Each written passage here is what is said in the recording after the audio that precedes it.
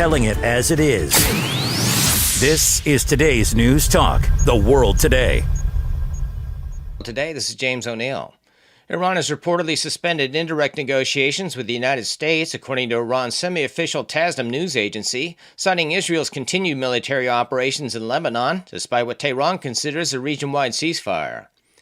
Iranian officials argue that the ceasefire extends beyond direct U.S.-Iran hostilities and includes conflicts involving Iran-backed groups such as Hezbollah. Iran is demanding an end to Israeli operations in Lebanon and Gaza and has reportedly discussed additional measures to increase pressure on Israel, including possible actions affecting key maritime routes. The development comes amid escalating Israeli strikes against Hezbollah targets in Beirut and continued exchanges of military action between Iran and the United States. Despite the tensions, President Trump has expressed optimism that a broader agreement can still be reached. European manufacturers raised prices at the fastest pace in nearly 4 years during May as the conflict in the Middle East increased energy costs, disrupted shipping routes, and strained supply chains. Manufacturing surveys from S&P Global showed higher costs for fuel, electricity, transportation, and raw materials across the UK, Germany, France, and the broader Eurozone. Many firms cited the delays linked to restrictions around the Strait of Hormuz, leading to shortages and longer delivery times. While manufacturing activity continued to expand, growth slowed in parts of Europe as rising prices weakened demand. Economists warn that much of the recent demand surge was driven by stockpiling ahead of anticipated disruptions and may not be sustainable. Sweden unveiled a new Arctic strategy, describing the region's security environment as the most serious since World War II. Foreign Minister Maria Malmer Stenergaard said the policy reflects growing concerns about Russia, China, climate change, and increasing geopolitical competition in the Arctic. The strategy emphasizes stronger defense cooperation through NATO, sustainable economic development, environmental protection, research, infrastructure, and support for indigenous communities. Sweden's government said NATO membership has expanded its role in Arctic security and highlighted the importance of cooperation with neighboring allies.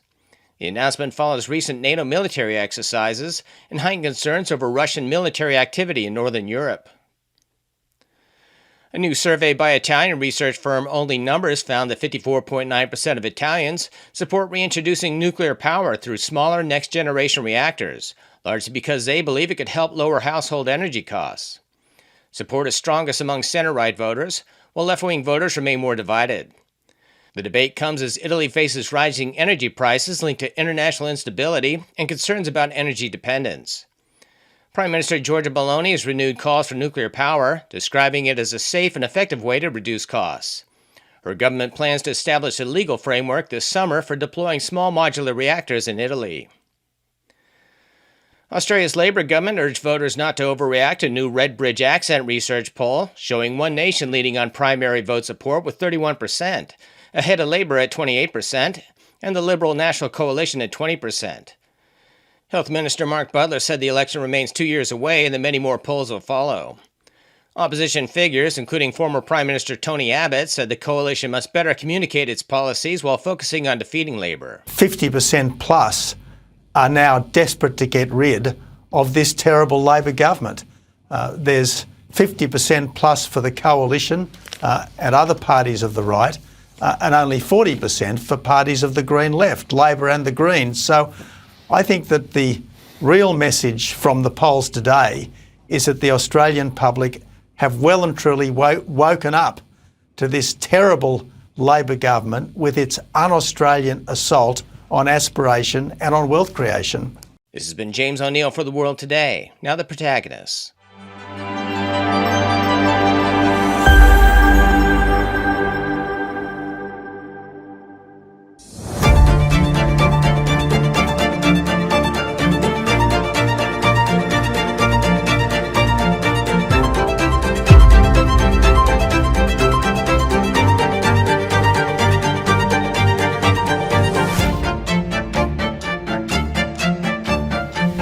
Please explain.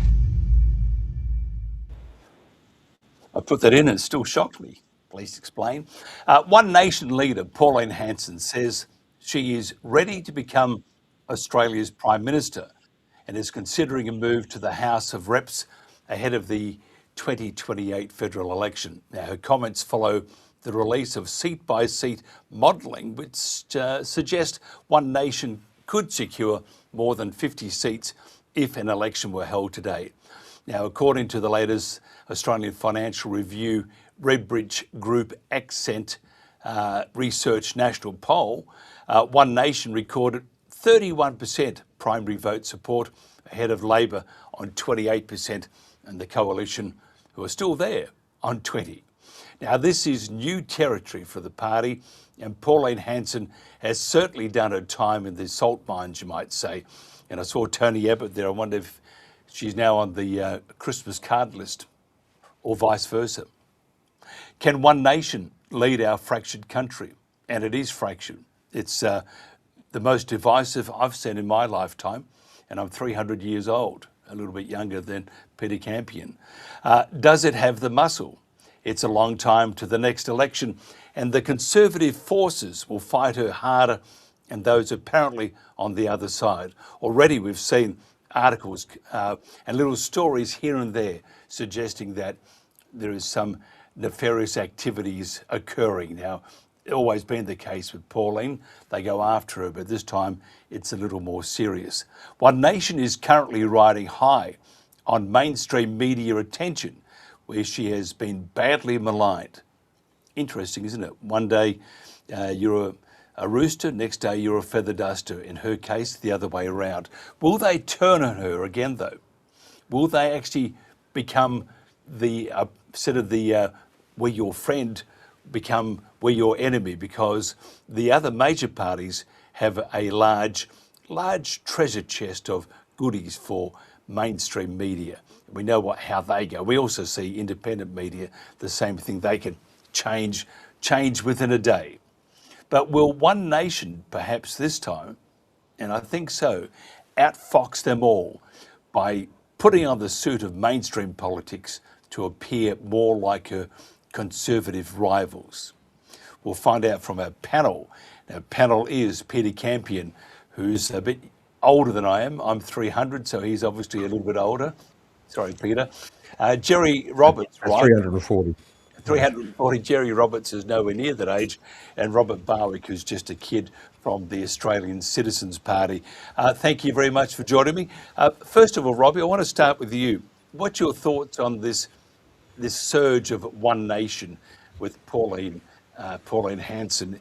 Is it going to last? Well, I hope it means that the uniparty rule is broken. There was a steady decline in votes for the two major parties, or the Labor Party and Coalition, from the peak of Kevin Rudd in 2007, and it steadily declined every election.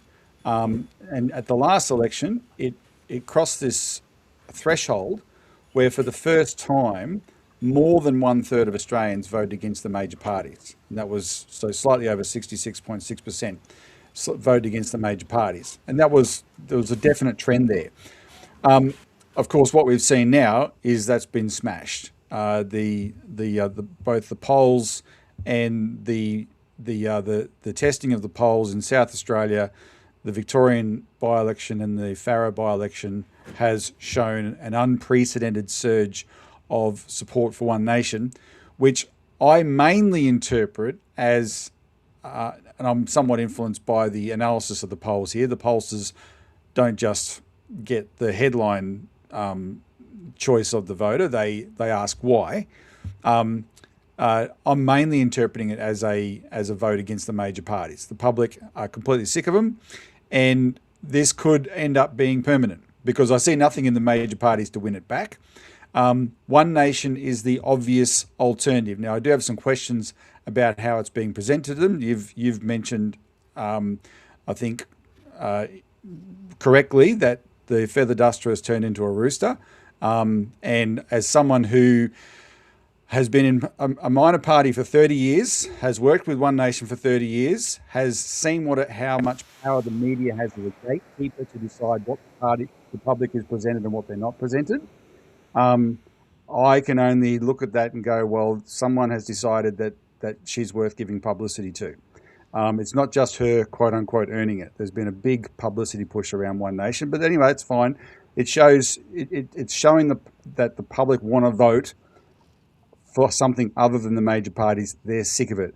And I don't see anything in the major parties' policies or actions that's going to win that vote back. So I suspect it could be permanent. The question is, will it stay with One Nation? Yeah, I totally agree with you. Peter, tell us your thoughts. I know you lean towards One Nation in more ways than one. Can they last the distance? If you could just turn your microphone on. Yeah, I've had to drown out the dogs in the background. You know what they're like. They always bark at the most inopportune moments. Bless their furry hearts. Yes, I tend to agree with a lot of what Robert said there.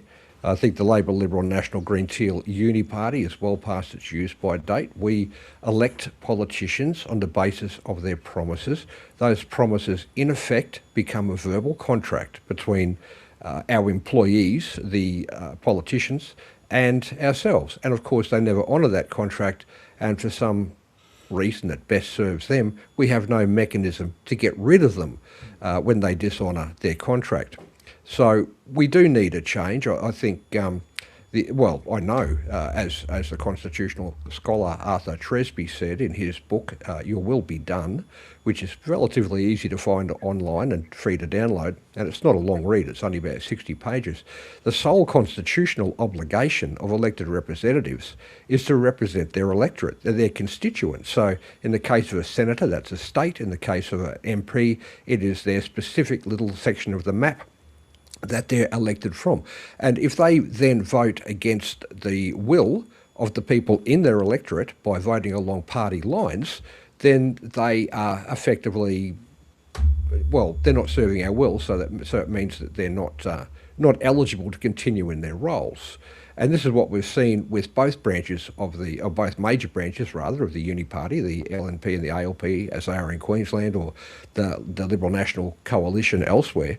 And I've been advocating with the Nationals that I'm personally acquainted with, and as you know, I have a rather famous son-in-law who's a National, or former National, advocating for them to abandon the Nationals for quite some time because the Nationals abandoned them. They've drifted a long way to the left of centre, and they're not in any way showing any sign of changing their behaviours to reflect our will. Now, there's almost no one that I ever speak to that wants us crush-loaded with foreigners, particularly without those foreigners paying a headworks charge. Like our ancestors, our forebears, in my case 8 generations of my family, have worked to establish the infrastructure that we all use: hospitals, schools, police services, fire brigades, all the rest of it.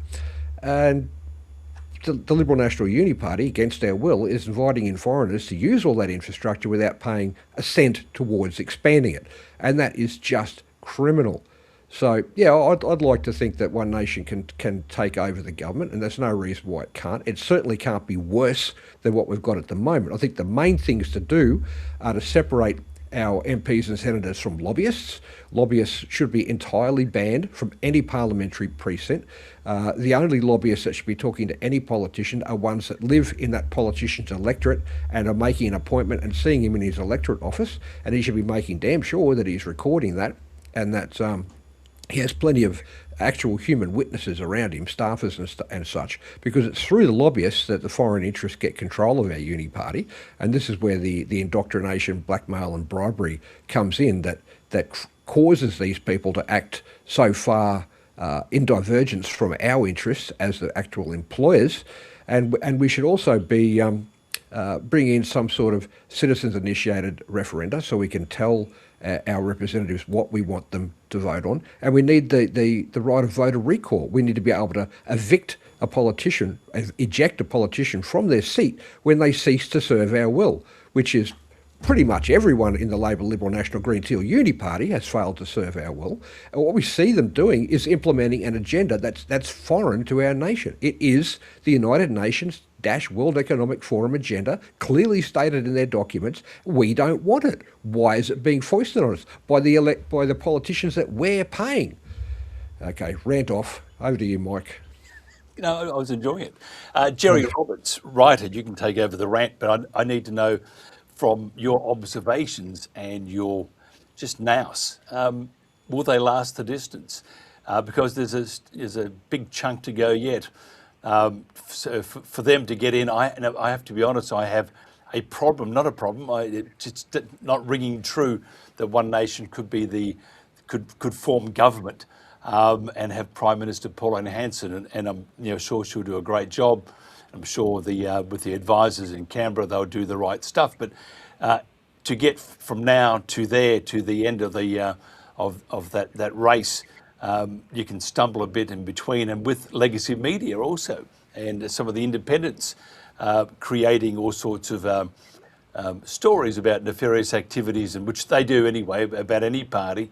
Can you see One Nation lasting that distance? I have the question, Mike. I'll just talk about Pauline personally first. I haven't met her, but I spoke to her on the phone years ago, the first time she was in Parliament. I was very impressed. She is a gifted politician with the basics of politics. Basics of politics is communication. She talks to people, she listens to them. And that's her strength. I agree with the description I heard from Robbie on an earlier broadcast that we've reached a baseball moment. The voters want to attack the Uniparty, Labor and Liberal, with baseball bats. And the handiest baseball bat in the sports locker is the charismatic, sexy, redhead Pauline Hanson. Now, this is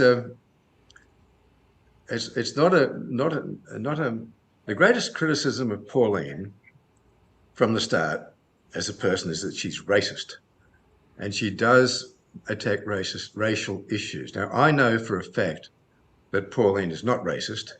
I have it from the very best authority. Ernie Bridge was a brilliant West Australian politician. His mother was a full-blood Aborigine from the Kimberley. His dad was a pastoralist. In his facial features and skin colour, Ernie was very much an Australian Aborigine. Now, Ernie felt racism through his skin. It was the story of his life, making his way in a white man's world. And he had a meeting with Pauline and the directors of the Watering Australia Foundation, a bunch of old blokes. I think they all fell in love with her. Ernie sat next to her, skin to skin. And when he came back to Perth, I asked him, looked him straight in the eye and said, "Is Pauline racist?" And he said no. But so Pauline has a lot of character, and I'm sure we all admire her courage. There are only 4 people in the Parliament now who stood up to the COVID nonsense: Pauline, Malcolm, Ralph Babbitt, and the young South Australian, very talented politician called Alex Antich. He's one to watch. He has the important ability of being able to make political points in a few words. It's a classic political skill. But on policy, Robbie, the people who have the policies we need are you, and Eliza, and Craig, and Nolene, and Jared Rennick. Because what we need to attend to in Australia is the banking, the Commonwealth Bank, our whole financial system, getting Australian money working for Australia. And that's the priority. It's not immigration, it's not culture, it's not religion, it's not sex. So I'm hoping, and I'll be voting for you guys, and I have voted for you guys in the past, and I voted for Pauline too. I've always given her candidates a high rating in the Senate. And you guys, going back to your time as the Citizens Electoral Council, when you were not so political, you were a research institute, but you got into politics and you had good candidates. And your West Australian candidate for this previous election, Aisha, is brilliant. I hope we see more of her. I'd love to see her in Canberra. So I'm more interested in the policy. I think immigration must be kept down to an argument about numbers. What worries me about Pauline is her judgment. Wearing a burqa into the Parliament is a silly stunt. And I saw her recently draped in an Israeli flag, and I gather she went to Florida to actually be part of the Trump machine. This is at a time when the rest of the world is sick to death of Israel and Trump. So that's the problem. Historically, the party has had issues with its internal management direction. A lot of people have come in and then gone off in a huff, and say so the complaints have been about the party machine, but it's not out of the question. She certainly has. She has good backup. Malcolm Roberts is the brains of the parliament, and Barnaby's calling so far that I've seen on the climate stuff is, you can't really. He's got it just nicely, and he puts it well. So they're a serious force. They are. Robbie, is this without taking the glory away from One Nation at this particular moment? A lot of this would be also a voter dissatisfaction in regards to the other major parties. And if you look at Labor Party, they're surrounded by effluent. And if you look at the Conservatives, they haven't gotten to that stage just yet, but at 20% on that last poll, it would show you they're doing almost what the Tories did in the UK. Is this being a protest, not vote, because they haven't voted yet? So will this, do you think, roll into the next election, and the protest sentiment at the moment becomes that vote, or is this just the voters saying to the federal government and the Conservatives, get your act together because this is what awaits you at the next election, so pull the digit out now? Well, bear in mind there's a generational change taking place. So one of the things that we've experienced in politics for a long time is the tribal loyalty that people have had to the major parties, and it was a big deal. How dominant the two major parties were for a century, and most people voted the same way their parents voted, etc. So we've got an older generation that are shuffling off, who represent the last of that. You see it in the party membership. So the Victorian Liberal Party made news last year because the number one party expense was flowers, wreaths for funerals of members, because the average age of members was like 75. And, this is a party that's dying out. So, and what's going with them is their worldview. And of course, there's a new generation of voters coming in that are coming in at a time when the hold of the two major parties has never been weaker, right? And even the Labor Party, which has this monster majority, remember they only got 33% of the vote. They had to get elected on preferences. But more importantly, which Labor should be paying attention to, and I don't know if they take it seriously enough, their traditional base, which is their blue-collar union membership, that has like 13% penetration of the workforce, right? When Labor was a real political force in Australia going back decades, they had, like 50% union representation. So they're hardly representative anymore of the actual real Australians. And so I do think this is structural. I do think there's a permanent shift taking place here.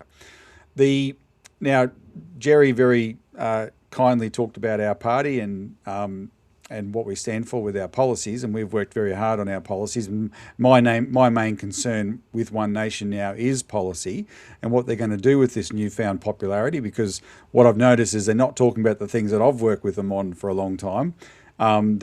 They're doing this populist reduction of policy to mainly one theme, right, which is immigration, and that may win them votes. But what they're going to be doing is setting themselves up. Unless they have a proper policy base, they're going to set themselves up to be the next party that disappoints the Australian people, because we've been in this rapid decline economically, Mike, for a long time. We would take it back to before the global financial crisis, but just take it back to there, for instance, right?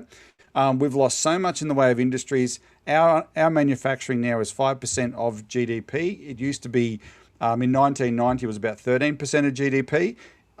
In 1966, it was 30% of GDP. The number one sector of the economy now in terms of size is financial services.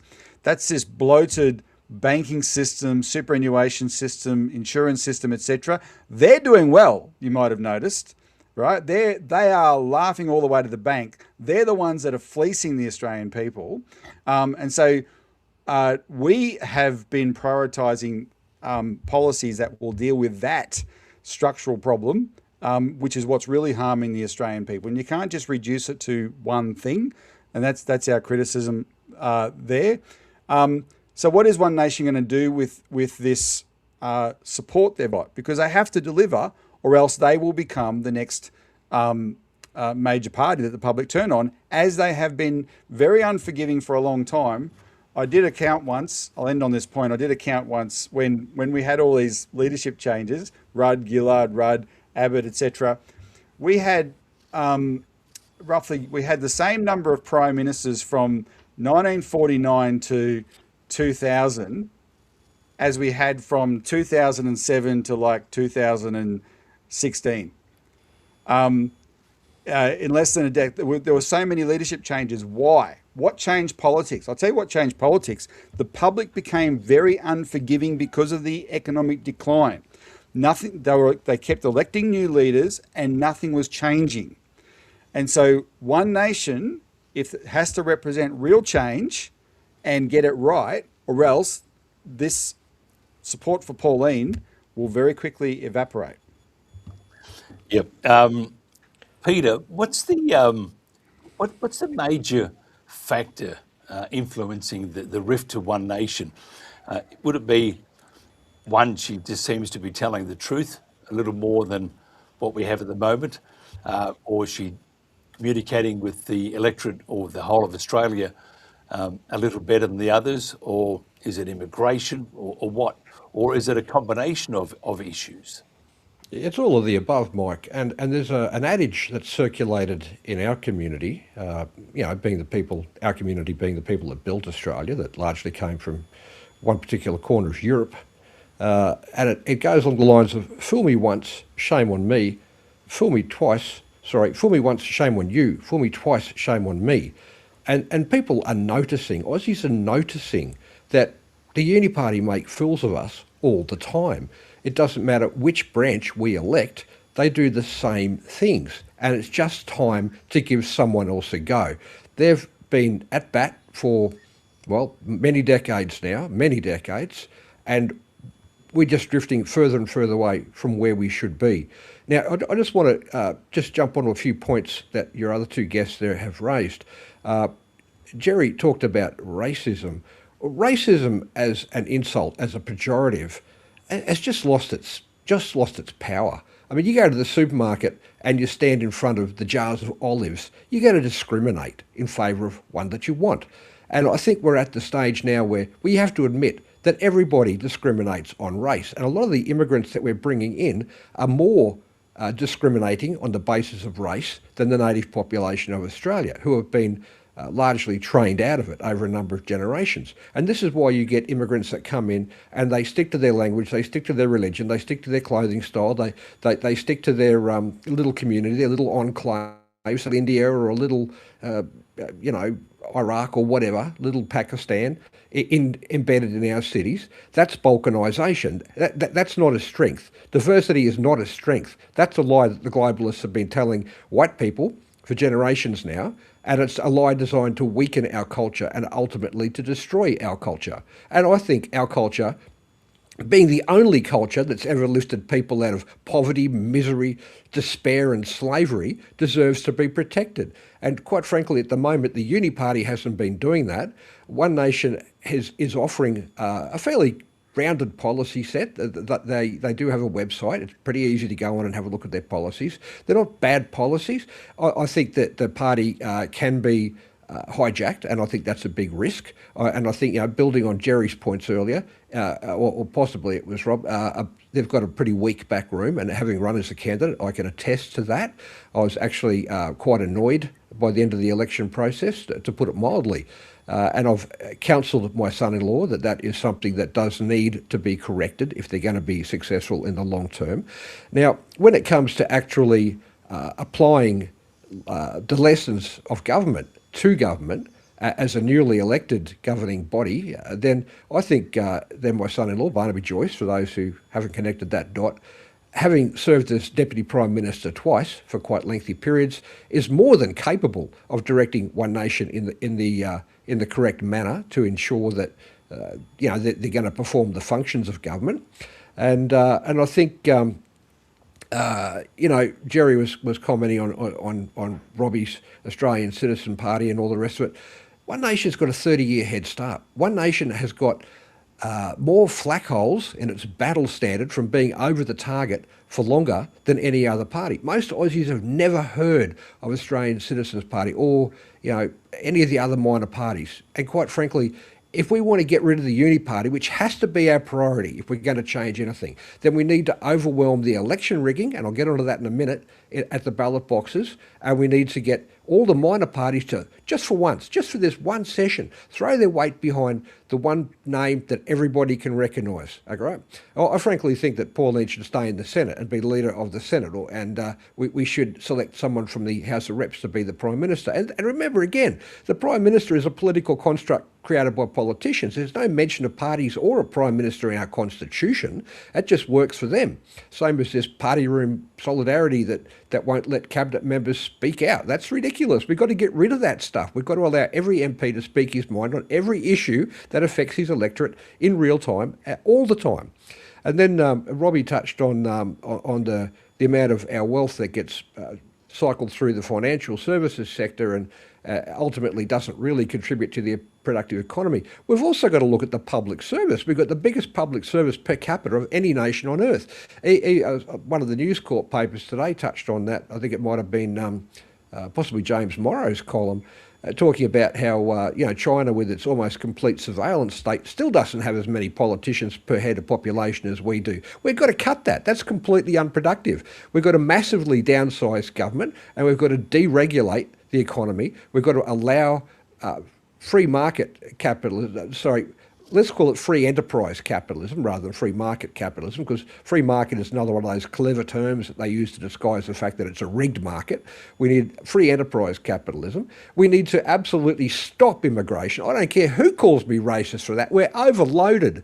We need to remigrate a heck of a lot of people. We need to pretty much immediately cut the universities off, because they're just a backdoor to immigration of people that we don't necessarily want or need. And we need to actually cancel all the temporary visa holders till we've relieved the housing crisis created by the uni party against the will of the people, and to the detriment of the young families that are the foundational unit of this society. And again, we're the greatest society that's existed in known history. I mean, obviously, whoever built the pyramids and Göbekli Tepe and places like that were a pretty advanced civilization too, but airbrushed from history for whatever reason. Now, I know I'm ranting on a bit here, but let's just talk about election rigging real quick. I've run in 3 campaigns, twice in state and once in federal, and I've had a pretty good look behind the scenes because it's always been something that's interested me. And quite frankly, the only reason for a 2-week pre-poll is to give activists embedded in the Australian Electoral Commission or the Electoral Commission of Queensland time to open up the ballot boxes. Oh no, Pete, they're sealed. They've got serially numbered zip ties on them. Oh yeah, okay. Get a 3D printer and duplicate them. Well, one of the UAP candidates in 2022 reported on the Telegram chats that we used to have that he'd seen an AEC officer, but obviously an activist, just pretending he was apolitical to get his job at the AEC, with a large bundle of zip ties that all bore the same serial number. And there should be no more than 4, if my understanding is correct, that have the same serial number.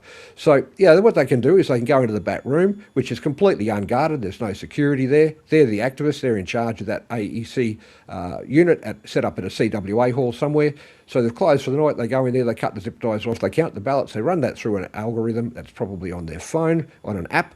And then they can say, okay, well, we've got to take out 51 nation ballots from this box and replace it with 40 Labor and 10 Green, and that'll look okay. And according to our forecast for this election, that if we do that to every ballot box in the pre-poll, then that should swing the vote in the direction we want. So how about this? And I suggested this to both the ECQ and the AEC. Let's get great big ballot boxes that are actually about 2 metres on a side, made of perspex, and you've got to disassemble them and flat pack them to get them through the door of the pre-poll centre. And then you bolt them together and they sit there in that one spot, can't be removed from the room for any reason, under lights, under a HD TV camera or even just an average CCTV camera, live stream that to the internet, let everyone scrutineer that ballot box for the whole 2 weeks as it sits there in that pre-poll station and make sure that no one interferes with it. And on counting day, then you simply unbolt one side, spill the contents out and get on counting. And just on that, how about we get rid of pre-poll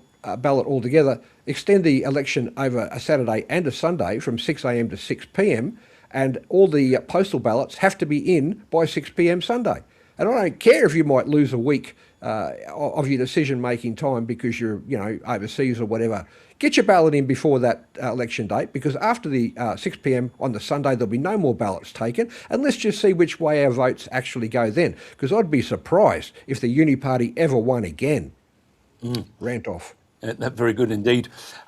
Jerry, where do you see the real contest? Is it Labor v Conservatives, or Labor v One Nation, or Conservatives v One Nation? Where do you see it? That point about the pre-polling, I've heard a lot of comments like that from people who've been observing, and I gather that the pre-polling is not observed. It didn't exist. I think most of my life, the elections days were a bit of overtime for school teachers, and if you have a tight election and they have to recount a few times, what the hell if you have to wait another week or so? What's the hurry? I'd like to see the machines taken right out of it, and I agree. This has just come in recently, this pre-polling, and it's I gather quite a large percentage of the votes are already counted before the day of the election, which is not a good thing, because the policy is right up until the day. I don't like it at all, and I agree. Get rid of that. Yeah, look, I was a member of the Labor Party until the COVID mandates.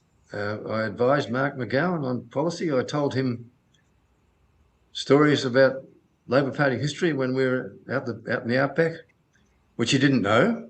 It's a feature, I think, of the people in both political parties, that they don't know much history. They don't even know the history of their own parties. So it's called the inner party for a good reason. It goes back, in my opinion, and probably also in Robbie's and Craig's, to the onset of what we call the neoliberal counter-revolution, which was really, in Australia, pushed through by Paul Keating.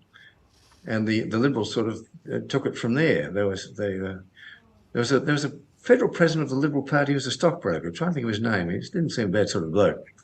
And the Liberals were saying, they're stealing our policies. And he said, don't worry about it. That's good. They're breaking the ice, and we'll just come along and put the icing on the cake. And that's what's happened. So I don't have any sympathy for either of the major parties. And we could have a really horrible couple of years ahead of us, because the Liberals have gone back to Pauline's deadliest enemy, Tony Abbott, who destroyed her in her first time around. He's ruthless. And I think they're desperate. They're really worried about Pauline. So we're going to have the Liberals spending the next 2 years trying to destroy Pauline. The Labor Party will try to hold the balance of power middle ground with increasing difficulty. And it's going to be, we're not going to see a lot of progress. So that's why I'm with you, Robbie, and Jared Rennick.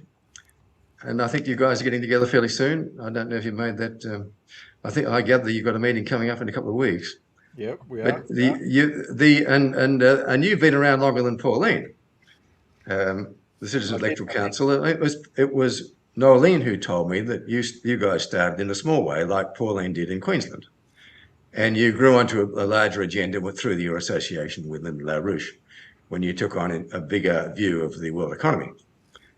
So I've been following you all this time, and you're very much on the right page with your economic policy, and I think until we deal with that, until we get back an Australian control of Australian finances, nothing else really matters. Everything else is a waste of time. It's just talk.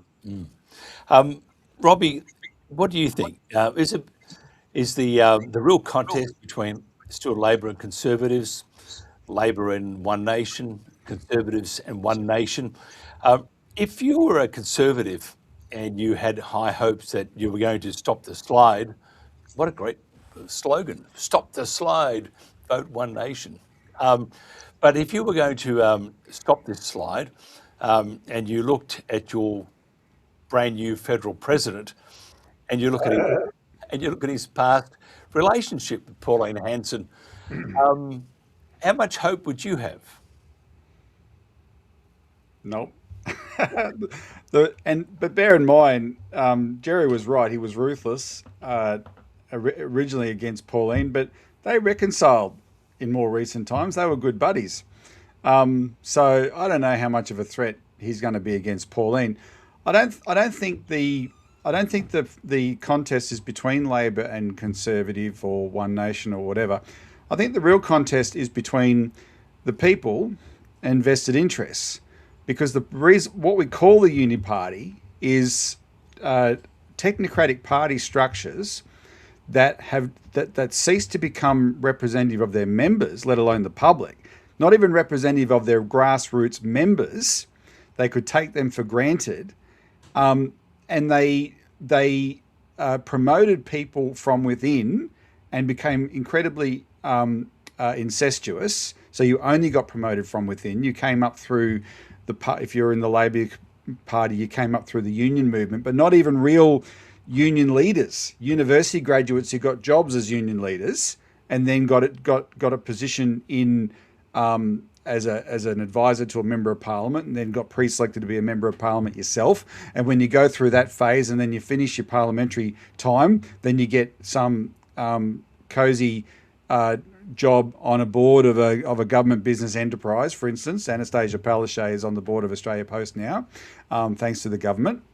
That's the Labor side. Liberal side is essentially the same. Gerard Rennick could not function in the Liberal Party because they were so anti-democratic. During COVID, he tried to encourage people, if you don't like what's happening, join the party and make a difference, change the party's policies, and they would not allow these people to join the party because no one was going to change them democratically. And then he ended up spending $600,000 taking his own party to court for a judge to rule that the party is not obliged to follow its own rules. And that was in relation to his pre-selection vote that he lost. And that's why he quit the Liberal Party and started his party, People First, and the Citizens Party, People First, are going to merge. But see, why are the parties like that, Mike? Because someone is benefiting.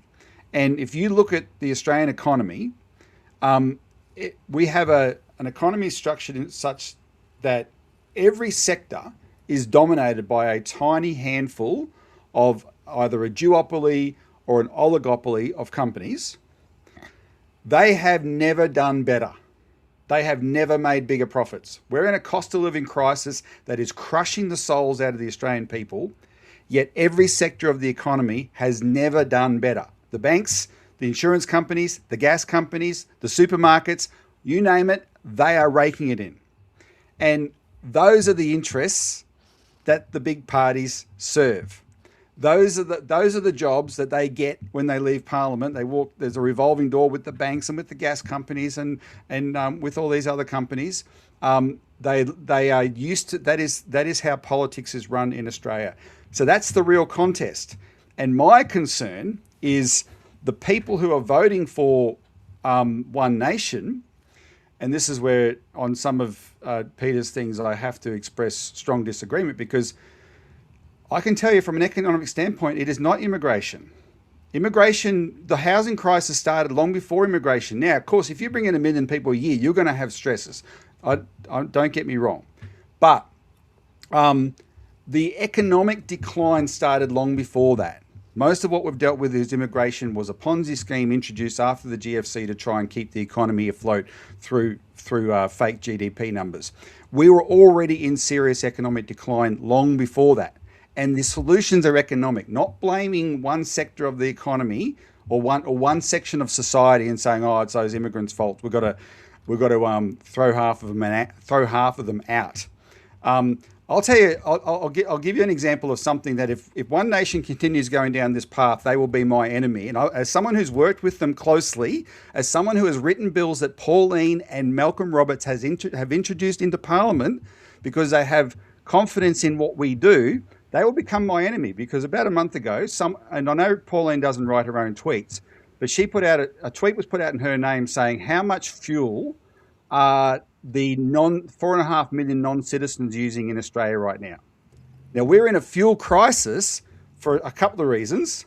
One is something that is not One Nation's fault, for sure. That's decades of neoliberal insanity, and that we haven't maintained self-sufficiency in that area. But the other one was because Donald Trump started a war in Iran and caused a fuel crisis, and she decided to fully endorse that war. She has a lot more to do with the fuel difficulties I've had because she endorsed that war, because she loves Trump so much, than the migrants, the non-citizens that people around her are choosing to blame for our problems. They are not the problem. We can get rid of them all. And if the banks are still screwing us, if the insurance companies are still screwing us, if the supermarkets are still screwing us, nothing's going to change. Right? And so unless that message is front and center, then One Nation is just going to be a very disappointing exercise for the people of Australia. Robbie, before I get into Peter, then I want Peter to answer this too, but while you're here, on Friday we're doing something similar with the Reform Party in the UK again, Nigel, which I often refer to as a celebrity game show host in waiting. And I truly haven't changed my opinion. Looking at Pauline, if she does and she's emulating the success he's had at the moment, at least in the polls, but what we fear that will undo Reform is that they have a whole bunch of Tories back in their fold, and if you look at the last election, the Tories did very, very badly. Yeah. Yet they're bringing them in to add stability, which is a bit like saying, quick, plug that hole and we'll make 4 other holes. And that way we won't sink, but you're going to sink. The same thing with Pauline. She's now starting, and she needs experience, people running for One Nation. And it's all very well having inexperienced people who may very well win their seat. But if they haven't got that experience, you're going to have some trouble sailing that ship in the right direction. So therefore, they start inviting, and you see Barnaby, and I think Barnaby's a great choice, by the way, but you see others are now moving over to One Nation from the LNP. Does Pauline also stand to run into some headwinds? Because if you're bringing in a party or bringing in people from that party that failed dismally, are you going to be running the risk of, again, copying what the Conservatives or the LNP did in the last election? Surely you would be better off getting, again, you've got to balance it here, but having maybe a different style of candidate for One Nation, more lawyers, more accountants, and still grassroots members. I don't know, because I don't know how. Well, lawyers, Mike, seriously. No, but Well, the reason I say lawyers, Peter, is just because and never trust a lawyer. But there are some very lawyers out there, and you need to understand some of the complexities. So what we don't want to do is have a party in power running government who haven't got that experience in a lot of the smoke and mirrors and the mazes that will present as they govern. So, and that's why you see with the Reform in the UK, they brought in Tory members to add that stability. But in doing so, you're actually creating more holes. So that's the reason why I mentioned lawyers. So either you have good accountants, good lawyers. Jared Reddick's a very good lawyer, a very good accountant. Sorry. So do you bring a few more of those in so they understand the legal speak, or do you stick with the grassroots members and candidates of One Nation, which again, as I mentioned, can provide some headaches if they get into power. And I'm not saying that one isn't worth it, but you need to also have people who are versed, and you have good advisors, by the way, but you still need people who are versed with the legal speak of Parliament, of law, of constitution. Well, obviously, Peter can express his own opinion, but I do think it's an issue. I'm glad you raised it, because if you form a party, now Pauline said she's not interested in doing this, but depends on how many people start coming to her that want to jump ship. Because Nigel Farage seems to have decided, well, he's going to build his party around that, right? And then you start looking like the party that you're supposedly displacing. And sorry, but personnel is policy, and they're gonna have their habits that are the terminal habits that got them despised by the public in the first place. But my main concern in this area, with what I've seen so far from One Nation, is, forgive me, because I don't know the woman, so I have nothing personal against her, except she's clearly attracted some very, very wealthy support from people who have not suffered like the voters have suffered in any way. You cannot say Gina has suffered from the economy. She has boomed under this economy. Clive Palmer hasn't suffered. He had lunch with her the other day. He's had a windfall from this economy. I know with Clive Palmer, he offered Jared Rennick $10 million, and Jared turned him down because it came with strings attached. That's why we're prepared to merge with Jared, because he's a man of great integrity. There's no way this money is not coming with strings attached. This support's coming with strings attached. And that makes them no worse than the other parties, but it makes them no better as well. But ideologically, my concern is that what else comes with someone like Gina, because she's a sponsor of these neoliberal organisations that I blame for the demise of Australia. The Centre for Independent Studies, the Institute of Public Affairs, people like them because they talk about they'll do things on climate change or whatever, and I don't disagree with literally everything they say. But on the fundamental dismantling of our economy, where they took the role of government and they took it out and they privatised everything to death, those guys wrote those policies to do that. It's their ideology. They have sabotaged our economy. They've turned it. Everything had to become neoliberal and market oriented. And I know Barnaby's not like that, right? Barnaby as a national was not like that, and he represented sort of a swing back away from that, because the John Anderson era of the National Party was terrible. There's a great Bob Katter interview recently with Mark Burris, where Mark Burris said to Bob Katter, "Why did you quit the National Party?" And for the next 10 minutes, Bob Katter went through one at a time, case after case of industries that John Anderson and the Nationals deliberately shut down in rural Australia, one at a time, bang, bang, bang, bang, bang.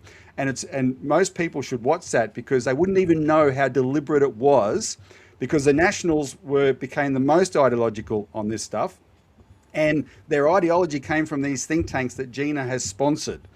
So that's my concern, because if One Nation, if you're seeing influential, powerful people trying to attach themselves to One Nation and say, okay, this is going to be the new force, we better become, this is not a reflection on Pauline herself, but this is going to become the new force, we better become an influence in it. And then with that comes some of these other personnel of people wanting to jump ship. Then the voter, if they can be distracted enough by just focusing on something like immigration, might end up replacing the Liberal Party with the Liberal Party under a different name. Now, Peter, it's the stage is all yours, but we are running out of time. So if you can stop after the next 30 minutes, I'd appreciate that. Yeah, I see that. See the timer ticking down. We've got about 6 minutes left in the hour. Okay, there's a couple of points I want to hit on there. Reform UK, it's Tory light. I mean, Nigel Farage is the Donald Trump of the UK. He's just going to sell out his base. Really, any intelligent person in the UK would be going towards Restore and Rupert Lowe.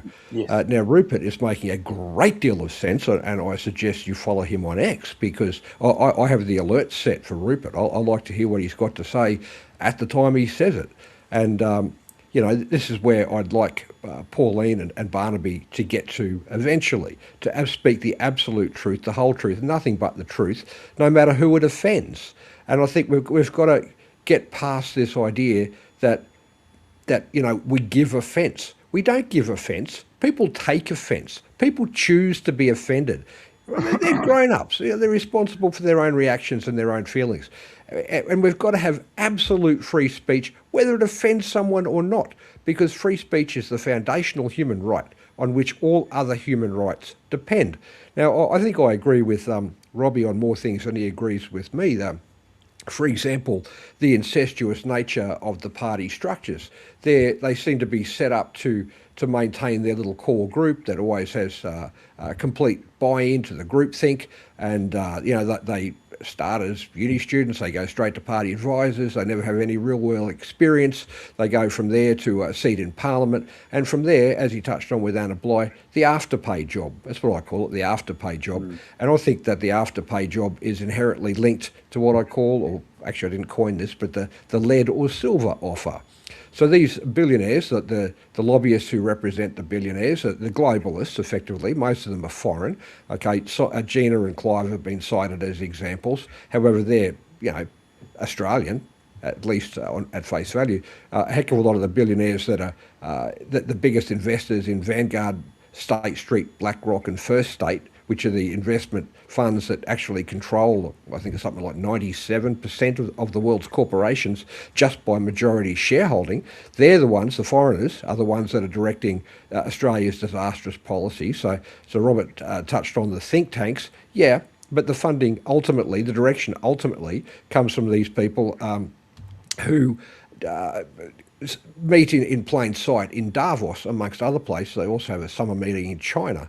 Now, a lot of these incestuous party apparatchiks get training from the World Economic Forum, either as young global leaders, in the case of Andrew Bragg, a Liberal senator, and certainly I think one of those Greens with two names, I think one of those also had that training, and they'll also train up corporate figures and even pop singers and stuff. It's bizarre, but they want to get the reach out into popular culture, into every facet of our society. Well, that's foreign influence. So we should absolutely be banning that sort of influence from billionaires. And I saw one of Gina's companies donated Pauline a plane. I mean, yeah, it's great that she has a plane to get around Queensland. It's a huge electorate, but it shouldn't be coming from billionaires. And that's a decision, obviously, that she would make. I wouldn't make it. I'd be more like Jared Rennick, who's actually a close friend of a close friend, and I have a lot of respect for Jared.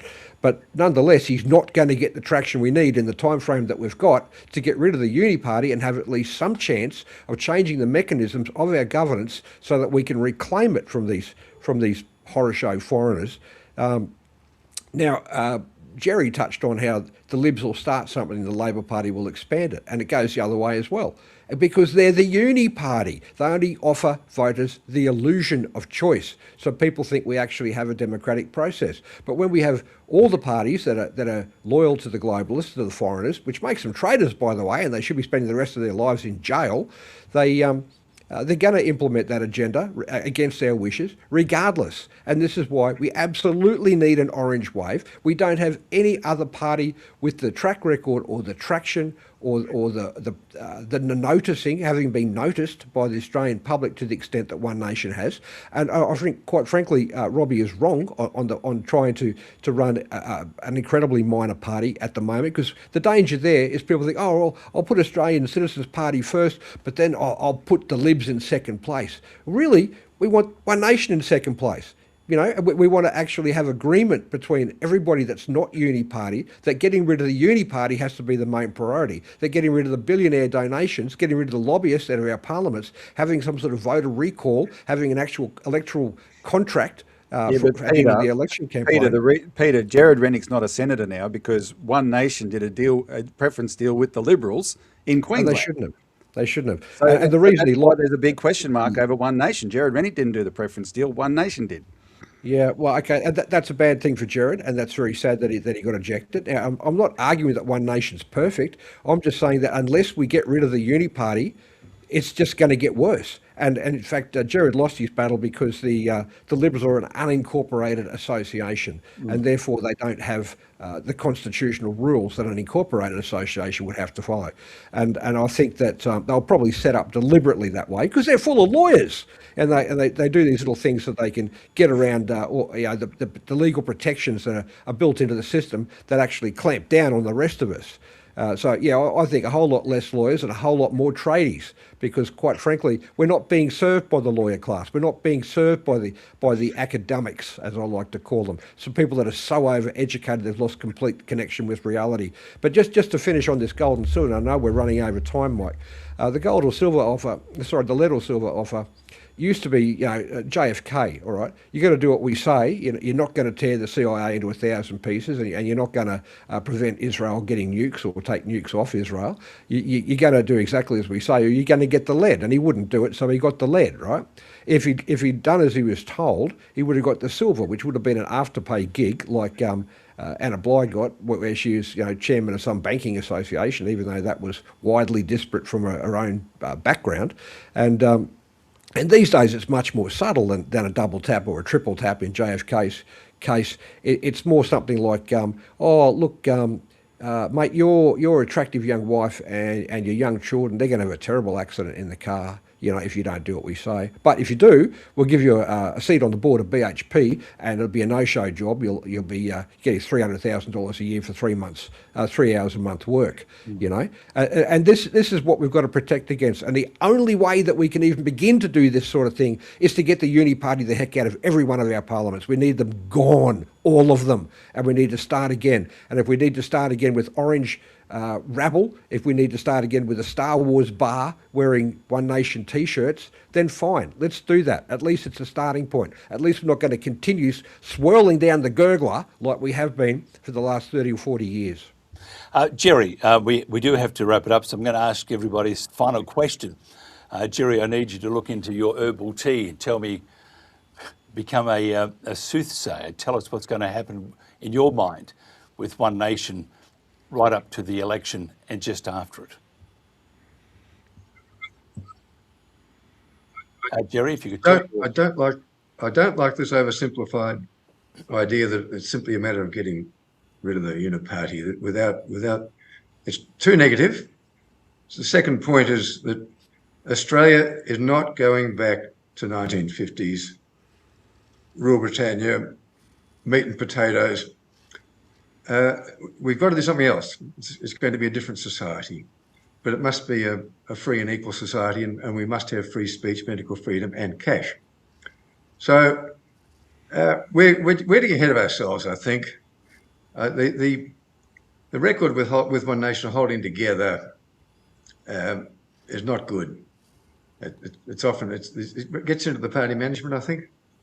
So I don't think things are going to change that much, and I think she'd want to be very careful with Tony Abbott. She'd be safer with a King Brown snake. Robbie Barwick, just watch out for those snakes in the gentleman's club. And by the way, I used to like Tony Abbott until once he was deposed of and retired from politics. I thought, what's he been drinking? Obviously some good stuff, because he sounds like he was up there with Blair at one stage. Anyway, this is my own humble opinion. Where do you see, Robbie, the One Nation? How do you see their journey? You're looking into your frothy beer at the moment. How do you see One Nation faring right up until the election and just after it? Where do you see them? Do you see them winning, or do you think it will all become a great wish list that never eventuated? Well, 2 years is a long time. I'm interested how they go over the next few months, based on what happened today in the United States, because that strait is not open. ExxonMobil is predicting oil is about to jump to $170 a barrel. Trump has totally stuffed this up, and we've been living in unreality in Australia. I think Pauline might have suffered more from her unquestioning support of Trump and frankly stupid claim that Trump has liberated the people of Iran, which she said not once but multiple times. Shows you how little she actually understood what happened. But the fuel prices came down here, and so we've had a month or two of manageable situation. But we're at the end of the supply chain, and that strait's not open, and all the global big players, their reserves are being depleted, and if it explodes and we seriously have a fuel problem because of our lack of preparation, then this is going to become a big anger point in Australia, and it's not just going to be on the long-term politicians. It's going to be, I think you might see something similar to the backlash against the politicians during the election who supported Trump here, when he started slapping tariffs on everybody, etc., and Australians got quite cheesed off. So that might do her real damage in the short term and pop this bubble for now that's driving her. Short of that, like I said at the beginning, the major parties have not shown that they're doing anything to genuinely win back support. And so if you can put that oil thing aside and however blowback that might have on Pauline, she actually might ride a wave to the election. I doubt if she'll run for the lower house. She'll still remember what happened to her in 1998. We might end up with Prime Minister's son-in-law of Peter Campion. That wouldn't be so bad, Mr. Prime Minister, or can I call you Peter? What's your thoughts on? I mean, you'll be running again. You could be there advising your son-in-law, and you'll be both doing what Vicky says because she is the boss. So, I mean, maybe you could delude each other and say you have independence. There is none when Vicky's around, and she's absolutely fantastic. But where do you see One Nation and how they will fare up until the election, and do you think they'll win? Well, Mike, I'm a bit worried. Let's just say a bit worried. I'm terribly worried that the media will go in hard. The left-wing legacy-controlled corporate media, as I like to call them, will go in hard against One Nation on behalf of the Uni Party, in turn on behalf of the globalists who control both. Because they're just corporate entities, and they're all controlled by the globalists who hang out in Davos, the BlackRock Brigade. And as Robbie has touched on, Pauline's made a lot of errors. She's a human character. She has her foibles. There was a point there where a lot of people, me included, thought that Trump might be, particularly after the alleged assassination attempt in Butler and all the rest of it that's now unravelling. At the time, it looked like it was pretty legit. He was getting sued and prosecuted, and why would they do this? But it's obviously all just a big psyop, big false flag. And this is how much effort that the Uni Party puts into making sure that its people remain in the positions of power that it needs in order to keep our money flowing off to the corporates overseas, over to the foreign globalists. So I'm terribly worried that the wheels will fall off One Nation, either before or after the election. But I'm absolutely certain the Uni Party choice is worse. And I'm equally certain that the minor parties, who have got almost no name recognition, and most people just, they're too busy doom scrolling TikTok or whatever it is they do to be bothered going to their websites and reading their policy sets. So, frankly, the only hope that we've got, and okay, it's not perfect. It's going to be messy. The only hope we've got is a mess. And quite frankly, I would like a gridlocked parliament of complete independence that knew nothing about politics or the machinations of the bureaucracy, that got absolutely nothing passed. That would still be an improvement on the trip down the gurgler that we're currently on. At least we could stop and take a breath, So I think in terms of this next election, you need to hold your nose and vote orange, because there's really not another choice other than continuing the status quo, which has proven so disastrous. We should be the wealthiest people on earth. We should not have a housing crisis. And I don't know, I don't care which way you cut it, but when you bring in an extra million people a year to prop up a fake GDP number, which has been fake at least since the 1990s, you can't tell me that the immigrants themselves aren't the problem. They are, and they need to go home. We can't fit them in. We have no room. We're overloaded. Everything is overloaded. Our hospitals, our schools, our roads. We need them to go home. They're being brought in as a left-wing vote herd. That is not okay. And the same thing is playing out in every white Western nation on the face of the planet simultaneously in a suspiciously centrally coordinated manner. And at the moment, you've got Bibi Netanyahu appears to be the president of the United States, and he wants his greater Israel project. And if you look at that on the patches that some of the IDF soldiers wear, you'll see that it incorporates large chunks of the countries that are surrounding Israel at this point in time. And that is not okay. That sort of murderous, expansionist regime, it's every bit as bad as the Islamic ideology, which is not even a religion. It's an expansionist political ideology wrapped in a religion so that they can use Western laws as a sword and a shield. So really, if we're going to have any sort of social cohesion, any sort of function, any sort of return to prosperity, we should be the richest nation individually per capita on earth with our resource base. But we're not, because the Uni Party is not reflecting our will in that parliament. The Uni Party has to go. That's the first step. There's no other way you can cut it. The minor parties can't do it. It's one nation or we're stuffed, basically. And then we've just got to put a lot of pressure on the individuals who are elected for one nation to do the right thing, to cut the lobbyists off, to cut the money supply off. Unless you're a natural citizen of this country, you shouldn't be donating at all, and the cap should be something affordable for the average man in the street. So, we need to go back. We've got more oil in the Arkaringa Basin under Cooper Pedy than the Saudis ever have, and the Yanks invented the technology to extract it. Oh, no, we've got climate change. Oh, come on. Who believes that rubbish anymore? That's as tired as being called a racist. Being called a climate denier, bring it on. I don't care. I'm sick of it. You can call me any label you like. I'm an Australian. I want Australian values. I want Australian culture. I want prosperity. I want freedom. I want, as Jerry touched on, I want cash. I want the ability to move around, to do what we want, and I want all the globalist agenda gone. Every one of their 17 sustainability points from their Agenda 2030, mate, that the whole lot is rigged against us, and they've been working towards that for a very long time.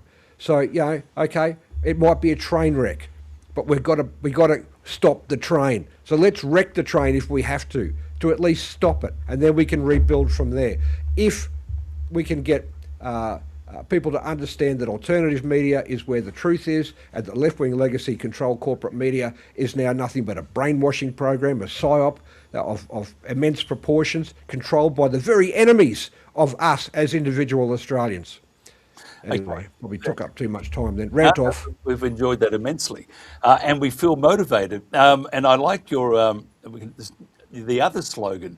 It's either one nation or we're stuffed. I mean, I'm sure Pauline will use that one, but it's true. I think most of us would agree. But it's a long way to go before we hit the hustings, as they would say. Peter, while you're there, while you still have some breath left in those lungs, if somebody wants to find out more about you, how do they do that?